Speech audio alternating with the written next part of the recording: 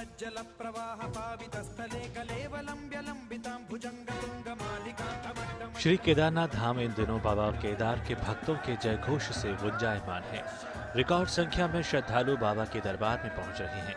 एक तरफ केदार धाम के दर्शन का सौभाग्य भक्तों को मिल रहा है, तो दूसरी ओर केदारनाथ में हुए पुनर्विकास कार्यों को लेकर वो खुश भी हैं। खास तौर से श्री केदारनाथ धाम की यात्रा को सहज और सुविधाजनक बनाने के लिए यात्री पीएम मोदी को धन्यवाद कह रहे हैं। काफ़ी अच्छा लगा, काफ़ी अच्छी व्यवस्थाएं की है। जब हम चढ़ के भी आए तभी भी काफ़ी अच्छा व्यवस्था की हुई है। सारी टॉयलेट्स है और पानी पीने के कूलर्स वगैरह रखे हुए हैं, तो वैसे तो काफ़ी अच्छी व्यवस्थाएं है। और ये परिसर भी काफ़ी अच्छा उन्होंने बना दिया है, बैठने के लिए काफ़ी अच्छी जगह है। एंड जब यात्री आते हैं तो हम काफ़ी अच्छे से यहाँ पे 1-8 घंटा बैठ के आराम से सारे सारे पूरे नेचर का फील लेके बैठ सकते हैं, बिकॉज जगह इतनी ब्यूटीफुल है। तो हमें तो काफ़ी मज़ा आया। तो हम मोदी जी को स्पेशली इसके लिए थैंक्स बोलना चाहेंगे कि इतना सारा इतनी अच्छी व्यवस्था है और इतना अच्छा डेवलपमेंट कर रहे हैं वो यहाँ। मैं यूपी सहारनपुर से आई हूँ और मैं मोदी जी को थैंक यू बोलना चाहूँगी कि उन्होंने बहुत ज़्यादा डेवलप करा है कि अब यहाँ पर कोई भी लोग आ सकते हैं, आराम से दर्शन कर सकते हैं। बहुत सारी चीज़ें डेवलप भी हुई हैं और ये बहुत अच्छा है कि हर कोई यहाँ पर आराम से दर्शन कर सकता है। साल 2013 में आई आपदा के बाद शायद ही किसी को भरोसा था कि केदारनाथ धाम का इस तरह विकास भी हो सकता है। पीएम मोदी ने केदारनाथ धाम के पुनर्विकास का सिर्फ विजन ही नहीं दिया, बल्कि ये सुनिश्चित भी किया कि सभी काम तय समय पर ही पूरे हों।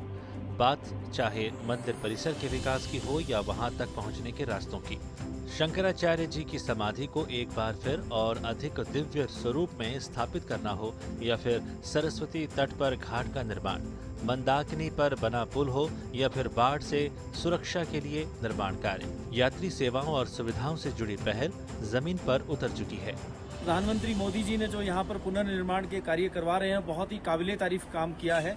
और यात्री आप कह सकते हैं कि एकदम भगवान श्री केदारनाथ के 500 मीटर दूर से ही दर्शन कर सकते हैं।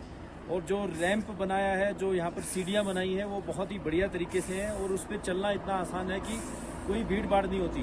और जब आप केदारनाथ मंदिर में पहुँचते हैं तो आपको एहसास होता है कि वाह, बहुत ही बढ़िया काम किया है हमारे मोदी ने। क्योंकि जो केदारनाथ मंदिर का जो परिसर है, वहाँ पर जब शाम को आरती होती है तो वहाँ पर हजारों लोग एक साथ खड़े होकर आरती का आनंद ले सकते हैं। I'm coming from the USA, from California, for the darshan in Kedar. It was a beautiful experience. We started climbing from Gaurikund. As soon as we came up, it was just a beautiful experience. I think everybody should come here and get the darshan of Kedarnath and go ahead and feel that experience. It's so divine. इतना ही नहीं, अब PM Modi के प्रयासों के चलते केदारनाथ धाम सहित चारों धाम की सड़क मार्ग से यात्रा भी सुकून भरी हो गई है, जिससे श्रद्धालुओं का समय बच रहा है, तो यात्रा भी और सुरक्षित हो गई है।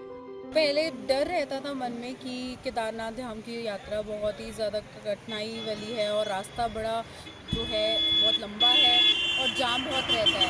बट जब हम यहाँ पहुँचे, अब हम रुद्रप्रयाग में इस समय, तो जो ये रोड को देखा है तो बहुत ही अच्छी ये रोड है, बहुत ही आरामदायक सफ़र रहा हमारा। अब मैंने देखा हम 4 घंटे में यहाँ पे पहुँच गए हैं और हमें कोई समस्या नहीं आई।